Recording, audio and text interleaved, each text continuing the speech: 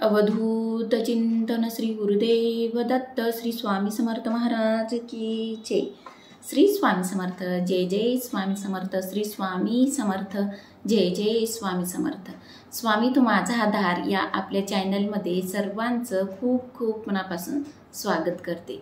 तर आज मी तुम्हाला अमलकी एकादशी या दिवशी धनवृद्धी आणि धनप्राप्तीसाठी करा हे 4 उपाय।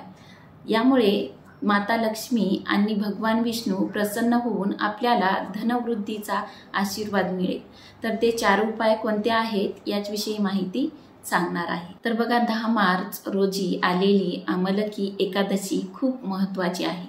या दिवशी भगवान विष्णू व माता लक्ष्मीची पूजा कशी करावी आणि कोणकोणते उपाय करावेत याविषयी जाणून घेऊया।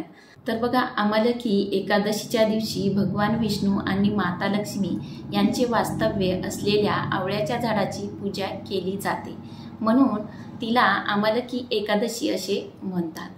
आवळ्याच्या झाडावर भगवान विष्णू आणि माता लक्ष्मी यांचा वास असतो असे मानतात, म्हणून या दिवशी आवळ्याच्या झाडाची पूजा केल्याने भगवान विष्णू आणि माता लक्ष्मी प्रसन्न होऊन आपल्याला सुख समृद्धीचा आशीर्वाद देतात आणि घरात सुख शांती नांदू लागते। या दिवशी उपवास केला जातो आणि त्याबरोबरच काही उपाय सुद्धा केले जातात। तर अमलकी एकादशी या दिवशी कोणते 4 उपाय करावेत?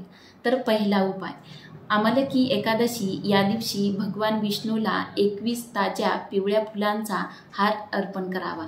पूजेनंतर भगवान विष्णूंना दुधाचा किंवा साखरेचा नैवेद्य दाखवावा।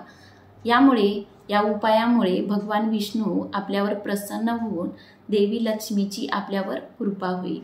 तर दुसरा उपाय असा आहे की अमलकी एकादशी या दिवशी देवी लक्ष्मीची विधीपूर्वक पूजा करून देवी लक्ष्मीला एक नारळ अर्पण करावा। पूजेनंतर तो नारळ किमान आठवडाभर पिवळ्या कपड्यामध्ये बांधून तिजोरीजवळ ठेवावा। काही काळाने आर्थिक स्थिती चांगली होऊ लागेल। आणि उपाय तिसरा, अमलकी एकादशी या दिवशी आवळ्याच्या झाडाची पूजा करून आवळ्याचे सेवन करावे आणि तसेच आवळ्याच्या झाडाच्या छायेत रोज प्रदक्षिणा घातल्यास आपले आरोग्य सुधारते। आणि तसेच उपाय चौथा, बघा विवाहित स्त्रियांसाठी अमलकी एकादशी खूप महत्त्वाची आहे। जर पती पत्नीमध्ये काही कारणाने वादविवाद होत असतील, पत्नीने आवळ्याच्या झाडाची पूजा करून आवळ्याच्या झाडाला कापसाची 7 वस्त्रे घालावीत आणि आवळ्याच्या झाडाखाली गाईच्या तुपाचा एक दिवा लावावा। आशा करते की ही माहिती तुम्हाला नक्कीच आवडली असेल। आणि स्वामी तू माझा आधार या आपल्या चॅनलवर जर तुम्ही नवीन असाल तर असेच नवनवीन व्हिडिओ बघण्यासाठी स्वामी तू माझा आधार या आपल्या चॅनलला नक्की सबस्क्राईब करा आणि या व्हिडिओला नक्की लाईक करा।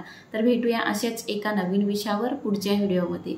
धन्यवाद। श्री स्वामी समर्थ जय जय स्वामी समर्थ। श्री स्वामी समर्थ जय जय स्वामी समर्थ।